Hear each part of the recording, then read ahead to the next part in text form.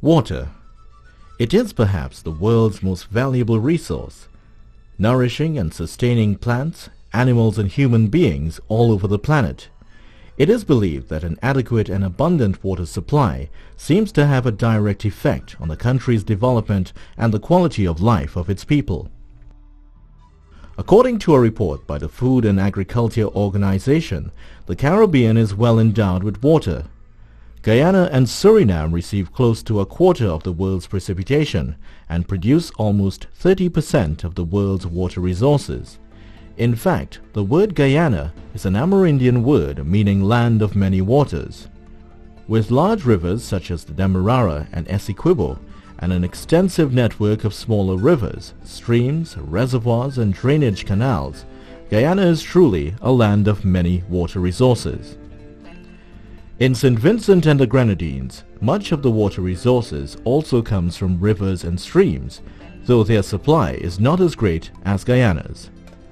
With no large rivers or streams to speak of, an island like Barbados gets most of its water resources from rainfall, which flows into the groundwater collection areas. Indeed, the main sources of water in the Caribbean are rainfall, rivers, groundwater, and surface reservoirs. As such, it may seem that the region has an abundance of water. It may seem that there will always be enough water to meet our needs. But is this really so? Will there be enough water to meet our needs 10 years from now? How about 5 years from now? Water scarcity is a very real issue facing us here in the Caribbean.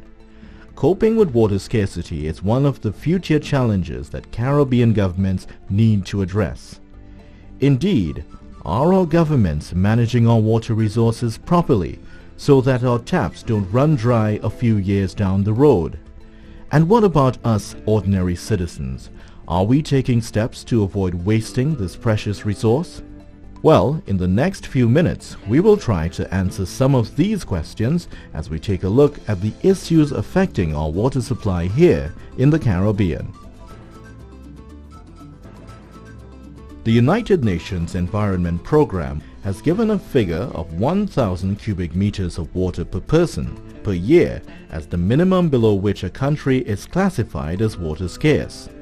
Using this measure, countries like Antigua, St. Kitts and Nevis, and Barbados can be considered water scarce. The figure for Barbados is just over 300 cubic meters per person per year of renewable water resources. And of course, as population increases, that figure is going to drop. So Barbados is actually one of the most water scarce states worldwide. Many Caribbean countries find it difficult to maintain an adequate water supply to their populations. This is especially so during the dry season, a time when available water resources can shrink by as much as 40%. Take St. Vincent and the Grenadines for example. On the island of Bequia, where the main source of water is rainfall flowing off rooftops, water supplies run out every year because of changes in rainfall patterns. This results in the government having to ship water to the island to supply the people's needs. Over in Guyana, though much of that country's water sources are easily accessible by the people, a lot of it is not fit for human consumption unless treated.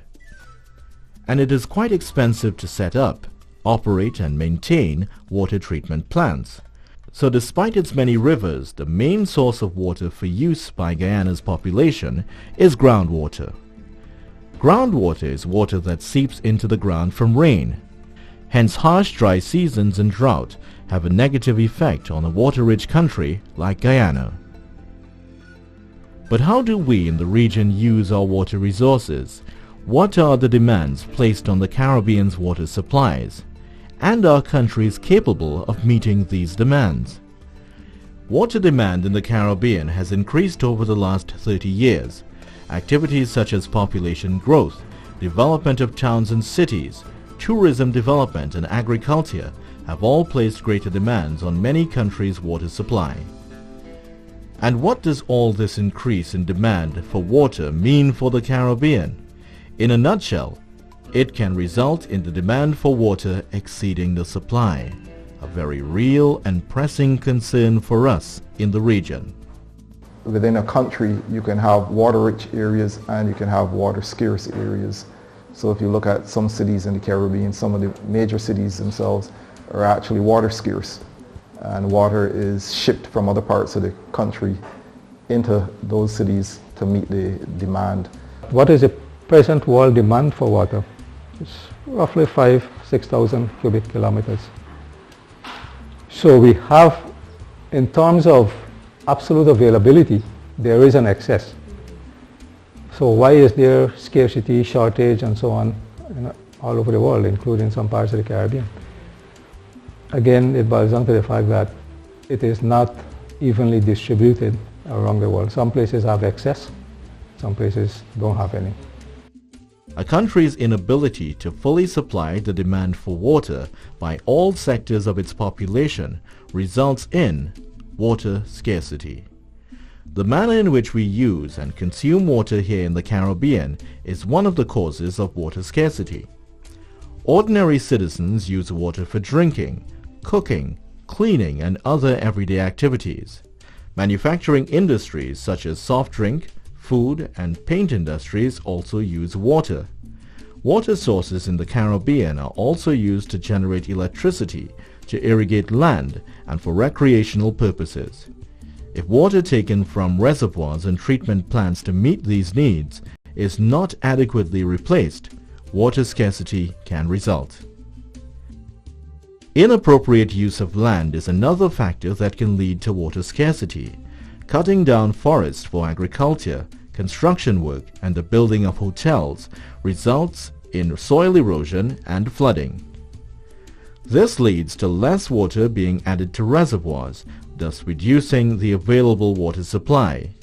Even certain types of farming can have a negative impact on our water resources.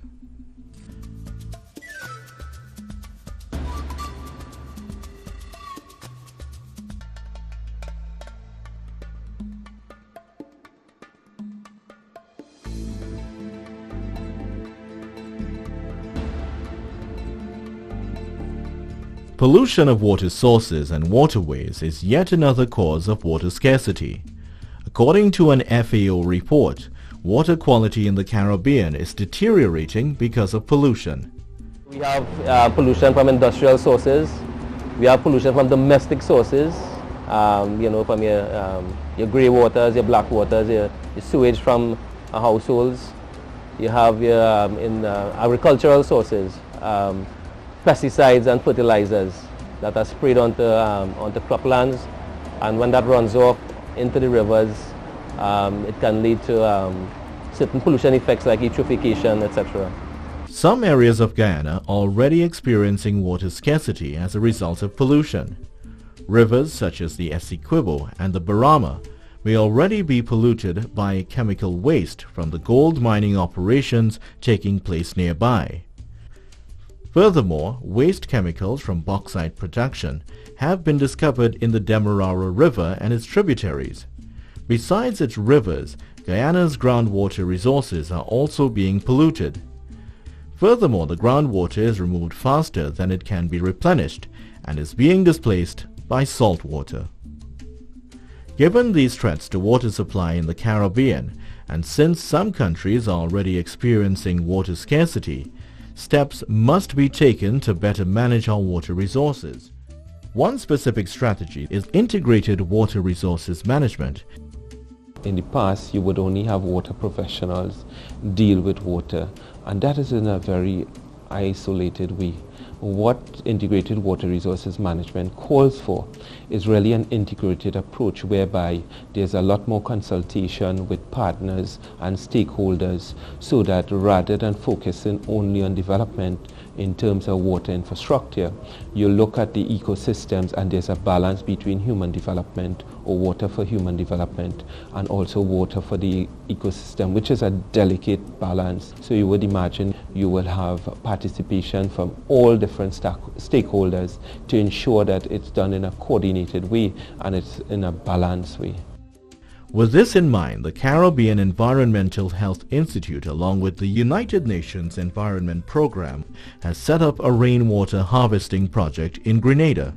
Rainwater harvesting basically involves capturing rainwater and collecting it into large containers, where it will be stored for use in everyday activities like drinking, washing, and cooking.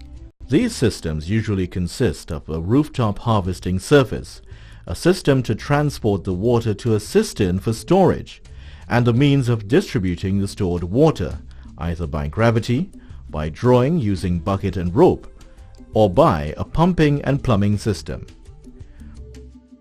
We take the water from the roof, comes across into this, and what we have is a pump that when we put the hose to the tap, we switch the pump on and it just pumps the water.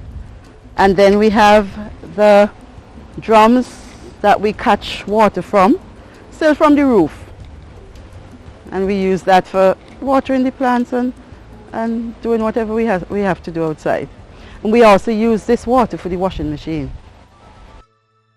Rainwater harvesting has been practiced for many years in places like the Grenadines and rural parts of Guyana. However, the UNEP and the Caribbean Health Institute are hoping that the knowledge gained in the project in Grenada will encourage other countries to adopt rainwater harvesting as a form of sustainable water management and conservation.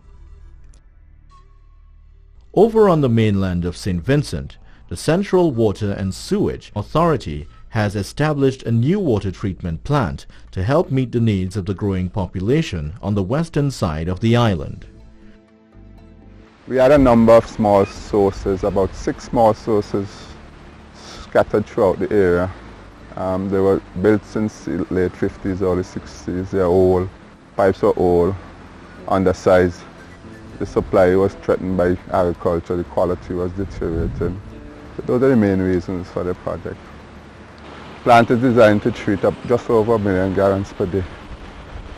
The water comes from about a quarter mile upstream, where we have just a simple run of the river intake and flows by gravity to this point. It's all gravity, all our systems in St. Vincent are gravity systems. This is no exception.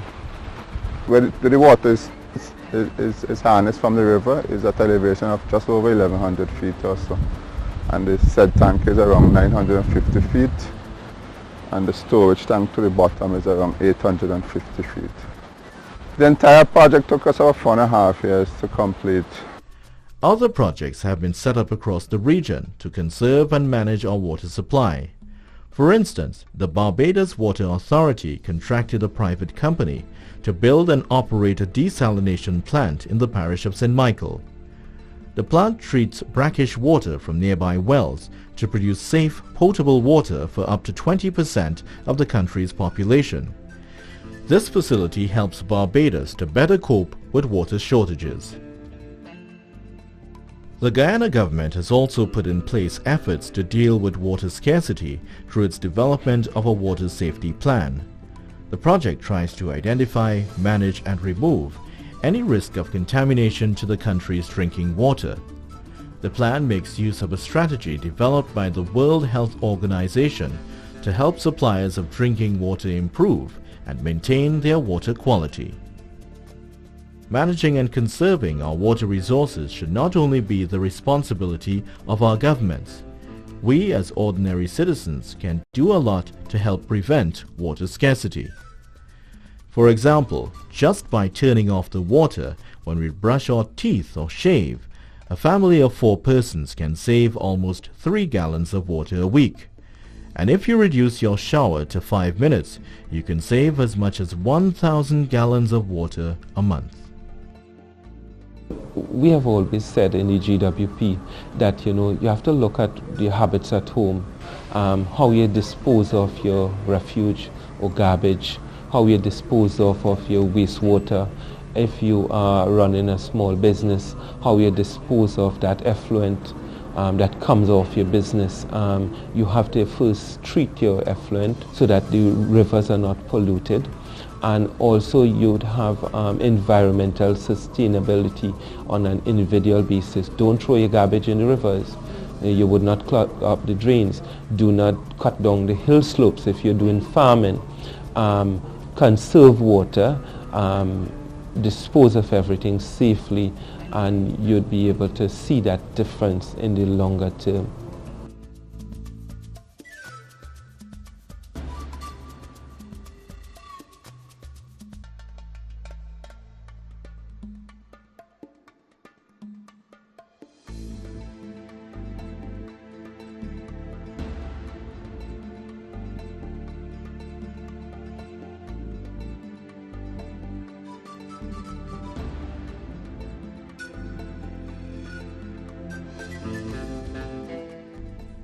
Let's not take it for granted that because we live in the Caribbean, we will always have enough water. As this video has shown, water scarcity is a real threat to many of the islands and countries of the region. So let us all do our part to use water wisely and better manage and conserve what is perhaps our most precious natural resource.